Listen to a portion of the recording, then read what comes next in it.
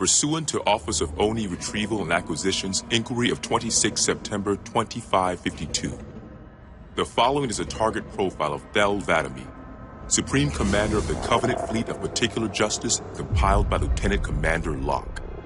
First confirmed contact with Vadami came in 2535 on an unofficial human colony known as the Rubble.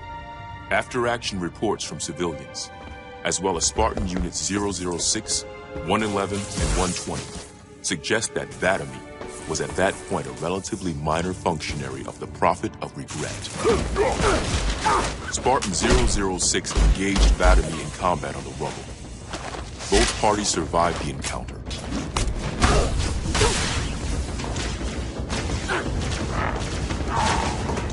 Shortly after 2535, the UNSC first encountered the newly formed Covenant Fleet of Particular Justice, now led by Vadami.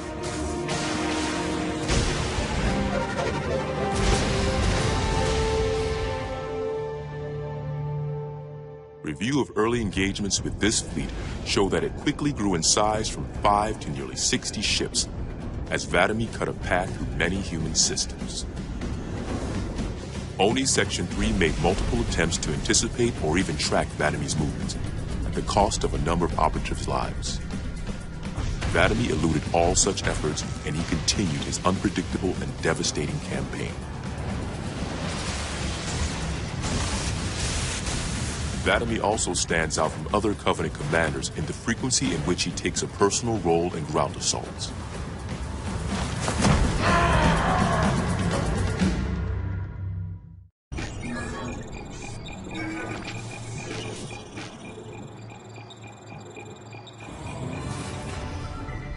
Camber was a major manufacturing center for UNSC fleet materials with a population of 5.6 million.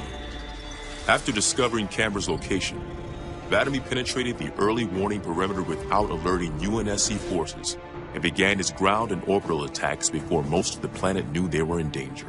While 17 of his ships bombed key defensive positions, Vadami led a group of elites in a personal assault on UNSC System HQ. One of the first units to engage Vadami was the 3rd Battalion Reserves, who were so unprepared for the arrival of the Covenant forces that Vadami found them unarmed and defenseless.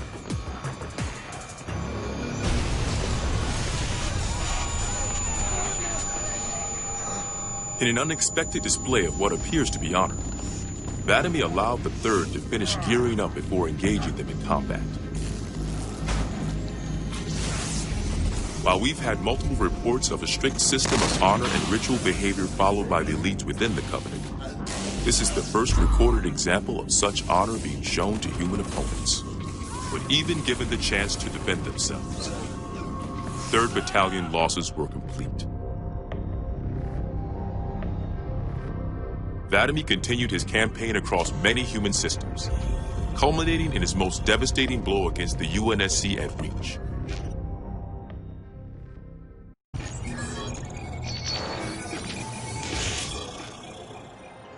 Vadami's most recent and damaging blow to the UNSC was the fall of Reach. ONI has still not been able to fully determine how Vadami located the planet, and once again, he caught us completely by surprise when his forces arrived in orbit and on the ground. Vadami is responsible for over 1 billion total casualties and the loss of at least 7 human planets.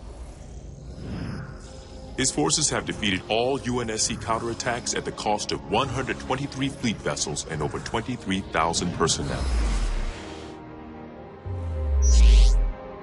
And now with Reach lost, ONI and UNSC strategic AI report a 0% confidence that the Navy can stop Vadami through traditional means.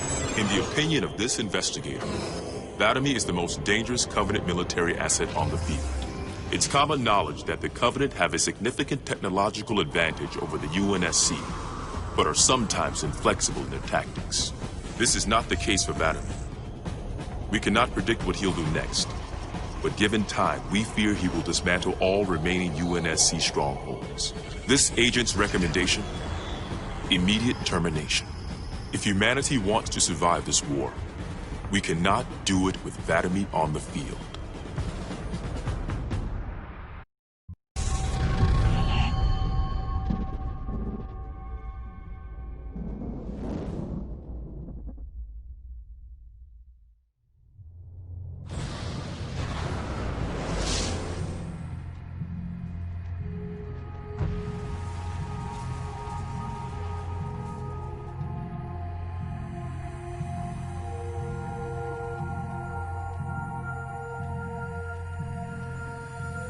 quite unacceptable.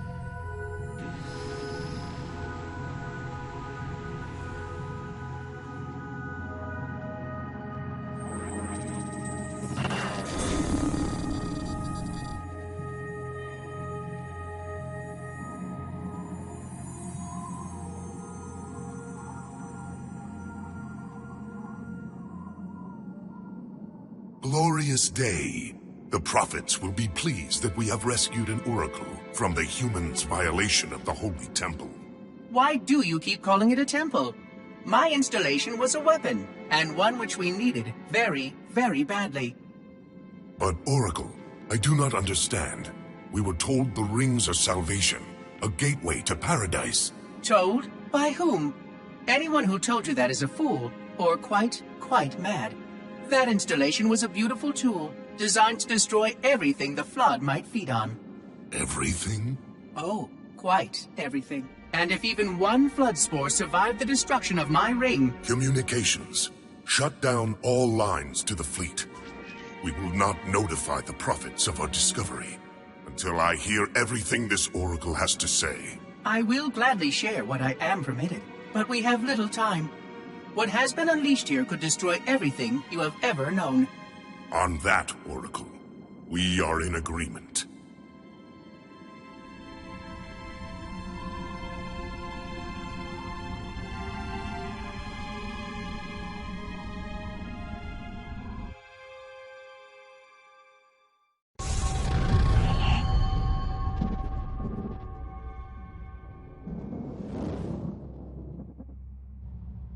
Your actions do not make sense. Proper protocol for a Flood outbreak is to establish immediate infection reporting. Communications must be maintained with all local forces in order to track any spread of the parasite. There are no local forces, Oracle. For now, all you have is me. But I tracked multiple ships in orbit, including some remaining human presence. In light of the danger posed by the Flood, surely you can set aside this disagreement with the humans and... No! Anything still alive in orbit is our enemy. The humans have very good cause to kill us on sight. And the knowledge you've shared with me casts doubt on the entire purpose of our covenant. If any of our ships remain above us, they are not the help you seek. But why would they not provide assistance? Because of this talk of prophecies and journeys? I learned a small amount about your covenant before that reclaimer blew up my installation, but my understanding is incomplete. The AI I encountered on board one of your ships was less than forthcoming. What you need to know, Oracle, is that thousands of years ago, at the founding of our great covenant, a bargain was struck between the prophets and the elites. A bargain which I fear will be the end of us.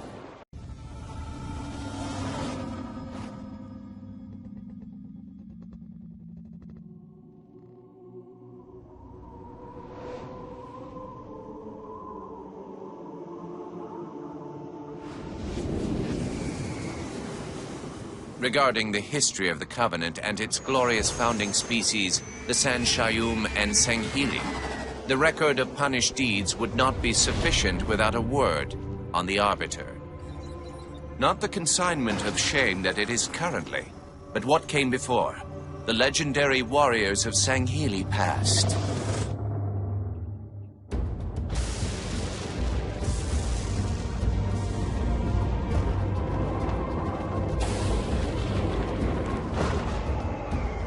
Long before the Covenant, the Sanghili ruled their world with pride and vigilance, surviving the perils of both land and sea.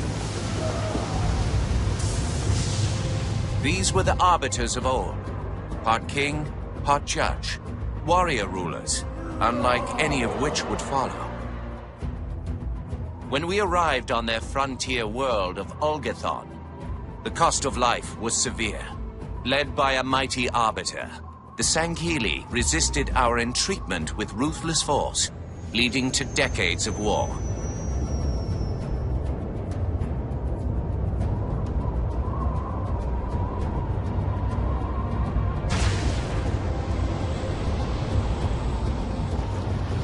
We would eventually triumph, of course. And when we did, we would not ignore the mantle of the Arbiter. Like all things, we would bend the Sangheili to our own ends. The Arbiters would become the very will of the Prophets.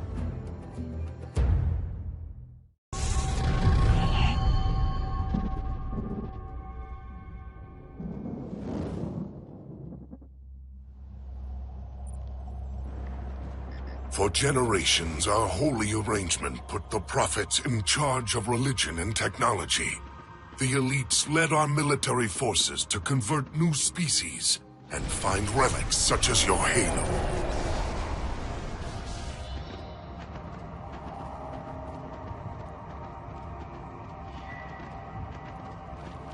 And these relics you sought, the Sanshayum, your prophets, told you that they would lead you on this great journey? Yes, transcendence, eternal life. Their promises were endless.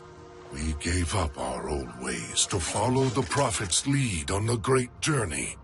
Gave up all of our history, all of our traditions. Not all of your traditions, it seems. This Arbiter you mentioned, hasn't that always been a position of power for your species? Power? It was long ago. An Arbiter was once the pinnacle of our people, leader of the clans, and master of the battlefield. But then, an Arbiter committed heresy, and an example was made of him. Heresy? He challenged the word of the Prophets. Challenged and lost.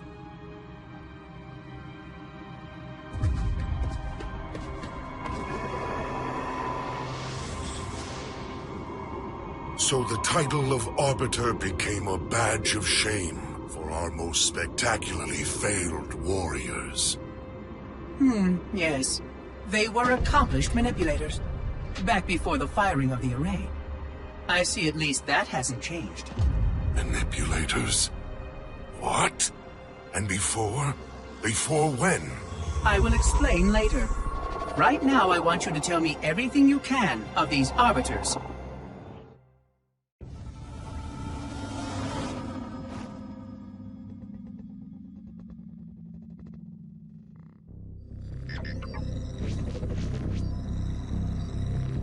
Our holy city was not always as it is, nor was the Covenant.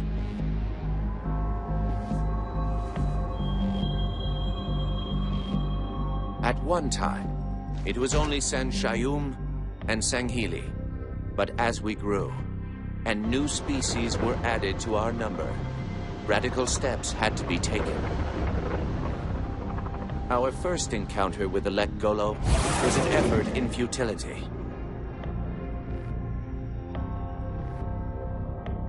The blasphemous creatures had devoured a Forerunner orbital, shattering its remains into 1 trillion pieces.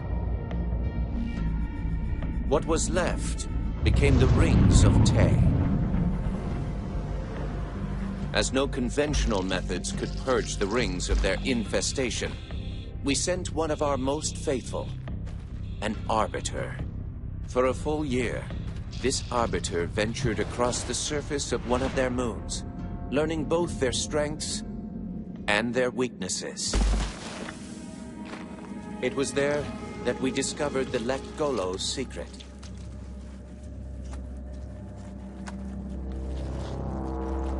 Although some of their kind rightly bore the blame for the orbital's desecration, others had only devoured around the Forerunner materials. And with reasoning and much labor, these could be used to serve the Covenant. And by these means, the Great Arbiter had given us one of our most sought-after treasures, access to innumerable processing pathways of the mighty Forerunner Dreadnought, and to the many secrets it held.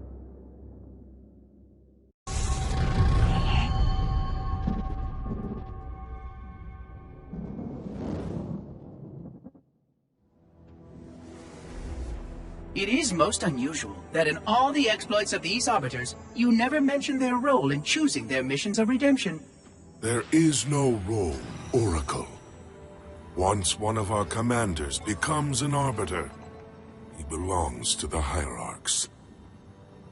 These Hierarchs, they are the same High Prophets who control all the holy relics you collect from my time? The same. And they use these relics to build your new weapons and bring you the word of your gods? It has always been so. Interesting. Am I a holy relic? I do not understand. Because I am certainly not a god. I am a tool, as is this mining platform you stand upon, as was the installation that once orbited the planet. The Forerunner's technology is lasting and indeed quite powerful, but I'm quite certain they would have told me if I was infused with some kind of divine power. I suspect some of your prophets may have been quite aware of how much divine inspiration tools such as myself could provide. And you never questioned these proclamations. Even your mightiest warriors, these Arbiters, never questioned? Questioning was what brought shame to the word Arbiter long ago, Oracle. How disappointing. I fear now that there are many questions we should have been asking for a long, long time. I would be more than happy to answer any such questions, but I have a few more for you. Continue your tale of these Arbiters.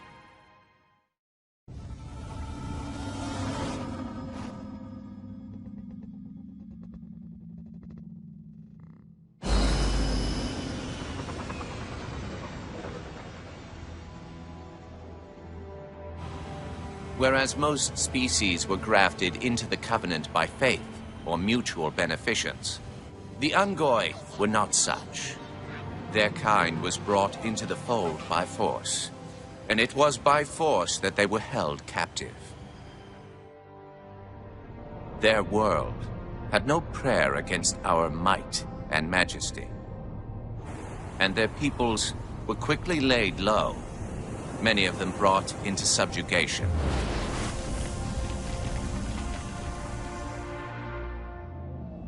Yet while some species would perish under such pressure, others rise to the occasion, taking arms if need be, fighting back. Such it was for the Ungoi when their feud with the Kig-Yar led to rebellion. An effort by the Kig-Yar to sterilize the Ungoi population was met with stiff resistance, and for a time, the holy city was thrown into chaos. Once fully provoked, the Ungoi were merciless in their violence, lashing out at all species. Their large numbers and their tenacious volatility made them a suitable challenge, even for the elites. And yet again, we turned to an Arbiter. And with a ferocity unparalleled since the beginning of the Covenant, the Ungoi world would be reduced to glass. Those within the Holy City would be forced to watch, unable to stop what could have been the very end of their kind. The Ungoi rebellion was brought to an end by the Arbiter's hand.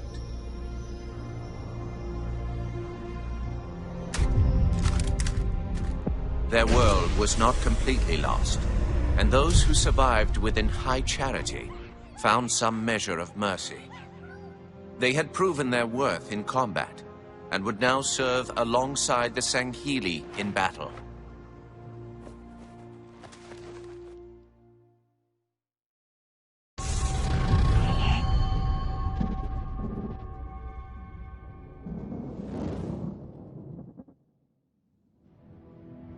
I'm starting to fear that you're not very smart.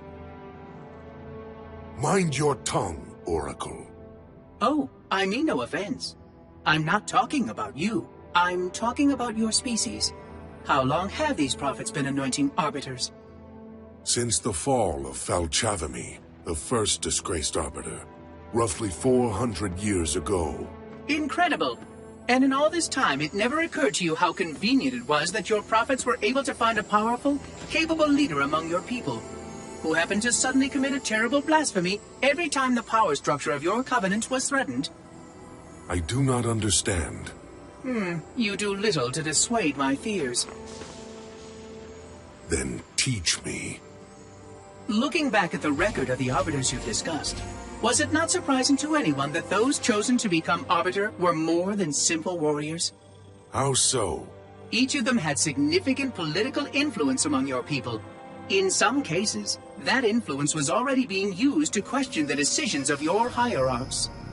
In fact, that very questioning often gave rise to the charges of heresy that so neatly removed the challenger from the hierarch's concern.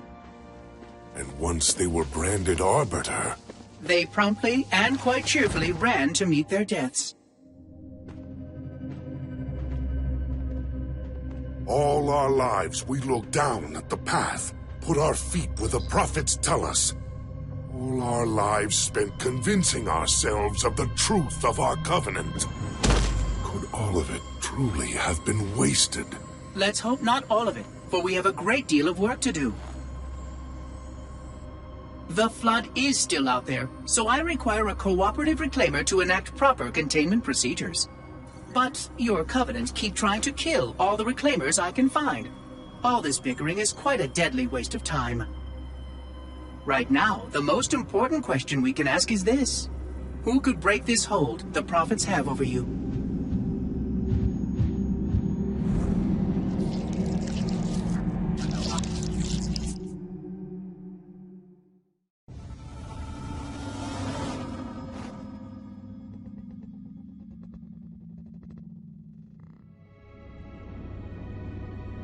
The history of the Arbiter is one of both legend and infamy. Their name has been corrupted by great shame, though the contemporary is perhaps the most confounding of all. Thel 'Vadamee was born of noble blood, the legendary House of Vadam. His family's renown demanded great expectations for his military career, and he would meet them all.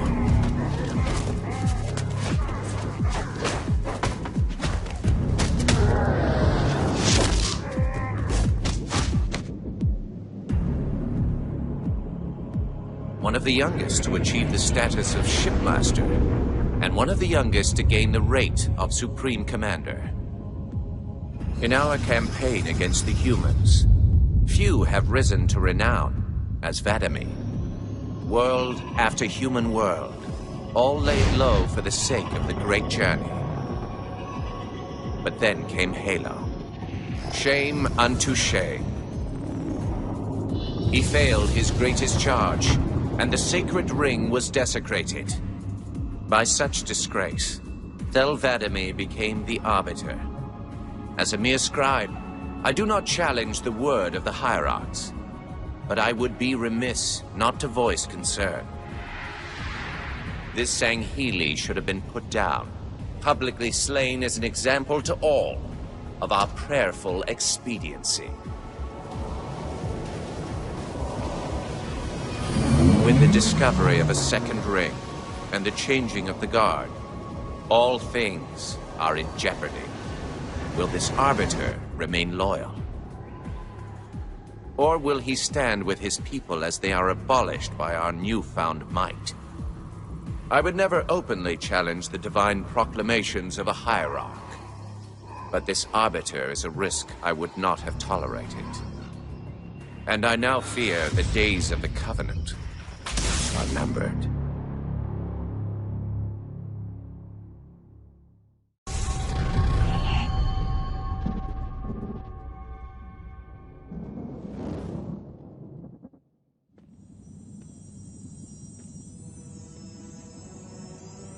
The only one I would trust with this information is probably dead right now.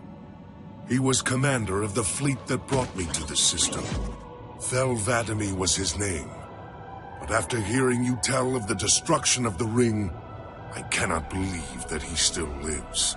His orders were to secure the ring, to prepare it for the arrival of the hierarchs. 'Vadamee never fails in his duties. If the ring is no more, then Vadami must be dead. Duty can indeed be a dangerous virtue. But even if he did live, wouldn't this sense of duty make him quite unlikely to set aside his allegiance to the prophets? Perhaps not. And he would never betray our people. No, if we were able to just speak to him, explain everything you have told me. But no, these are futile hopes. If he did live, and if he was returned to the High Prophets, they would most certainly punish him for the destruction of the ring. In fact, he would be the exact kind of leader the Hierarchs would make Arbiter. They would need someone to blame for the loss of the ring. His influence within the fleet grew with every one of his victories over the humans. And if he did become Arbiter? Then he would be lost to our cause. Without the knowledge you've shared with me, he would obey the prophets without question. I doubt he would even respond to his former name. I don't know what it would take to overcome, but as you say, we don't have time to ask such questions, and Vadami is almost certainly dead. If all your hopes rest on him, then I fear for the future of this galaxy. As do I, Oracle. As do I. But I will begin our fight. Make others aware of the lies the prophets whisper in our ears. And soon, we will find more who will take up our cause.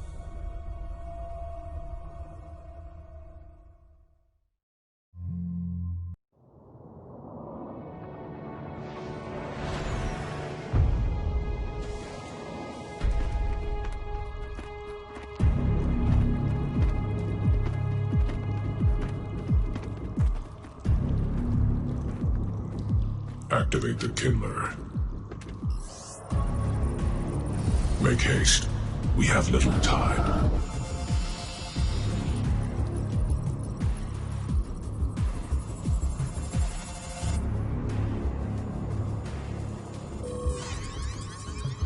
It has been found, Commander.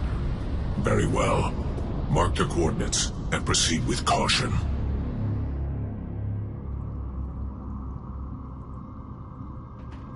And to think, it has been under their noses all this time. Humans are foul animals. They lack the intellect and the purity to discern the ways of gods. Prepare the Luminary for retrieval. The Hierarch will reward us for our devotion.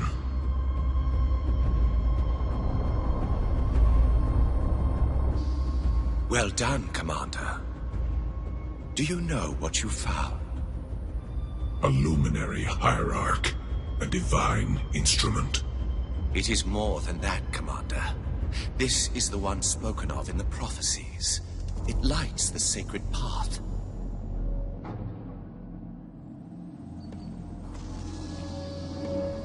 Stewards, good news, I pray? It was not easy, Blessed One. The Luminary was not forthcoming with the holy words, but our hope proved true.